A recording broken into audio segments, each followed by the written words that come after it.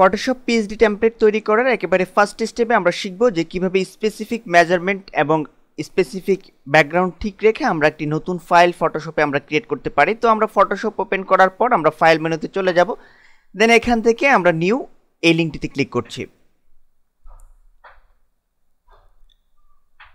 তো আমরা দেখতে পাচ্ছি যে আমাদের সামনে অলরেডি একটি ইন্টারফেস ওপেন হয়েছে। তো এখানে একেবারে শুরুর দিকে আমরা যে ফিল্ডটি দেখতে পাচ্ছি সেটি হচ্ছে নেম, এটি হচ্ছে নেম ফিল্ড। এখানে আমরা যে কোনো নাম দিতে পারি। তো আমরা নেমের ঘরে দিয়ে দিচ্ছি পিএসডি টেমপ্লেট। আমরা পিএসডি টেমপ্লেট এই টেক্সটটুকু এখানে লিখে দিলাম, দেন আমরা কাস্টম এখানে যে অবস্থা আছে সেই অবস্থায় রেখে আমরা উইডথের ঘরে আমরা অবশ্যই দিয়ে দেব 1200।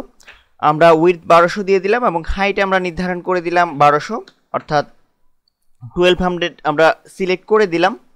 দেন রেজুলেশন 72 রেখে ডিফল্ট অবস্থায় আমরা কালার মোড RGB এটি ডিফল্ট অবস্থায় যেটি আছে সেটি রেখে আমরা ব্যাকগ্রাউন্ড কন্টেন্টস আমরা চেঞ্জ করে দেব। আমরা ব্যাকগ্রাউন্ড কন্টেন্টস এখান থেকে ট্রান্সপারেন্ট অবশ্যই সিলেক্ট করে দেব।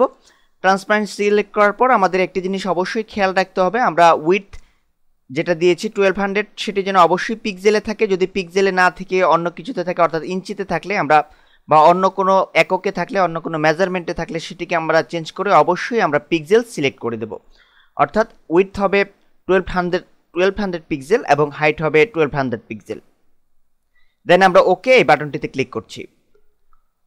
তো আমরা দেখতে পাচ্ছি যে আমাদের সামনে নির্দিষ্ট হাইট এবং উইডথ ঠিক রেখে একটি ট্রান্সপারেন্ট ব্যাকগ্রাউন্ডের একটি পিএসডি ফাইল আমাদের সামনে ওপেন হয়েছে। তো এখন এই ফাইলটির উপরে আমরা মূলত কাজ করব। তো আমরা কাজ করার শুরুতে আমরা এই ফাইলটিকে একটি নির্দিষ্ট লোকেশনে আমরা সেভ করে রাখবো। তো আমরা চলে যাচ্ছি এই ফাইলটিকে একটি নির্দিষ্ট ড্রাইভে নির্দিষ্ট লোকেশনে সেভ করে রাখার জন্য ফাইল মেনুতে। দেন এখান থেকে আমরা সেভ অ্যাজ এই লিঙ্কটিতে ক্লিক করছি। তো আমরা দেখতে পাচ্ছি যে আমাদের ফাইলটি সেভ করার জন্য একটি ইন্টারফেস ওপেন হয়েছে। তো আমরা এখান থেকে নির্দিষ্ট লোকেশন সিলেক্ট করে দেব। তো আমরা ঠিক এই আইকনটিতে ক্লিক করে আমরা ই ড্রাইভ সিলেক্ট করে দিচ্ছি, যেহেতু আমরা চাচ্ছি যে আমাদের ফাইলটি যাতে ই ড্রাইভে সেভ হয়। তো আমরা ই ড্রাইভ সিলেক্ট করে আমরা একটি নতুন ফোল্ডার ক্রিয়েট করব। তো আমরা ক্রিয়েট এ নিউ ফোল্ডার এই আইকনটিতে ক্লিক করছি।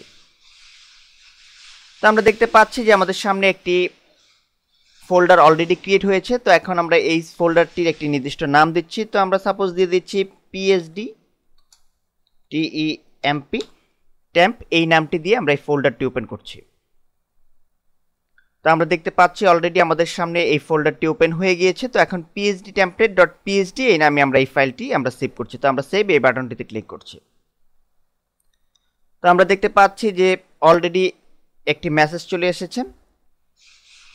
তো এখান থেকে আমরা ওকে এই বাটনটিতে ক্লিক করছি।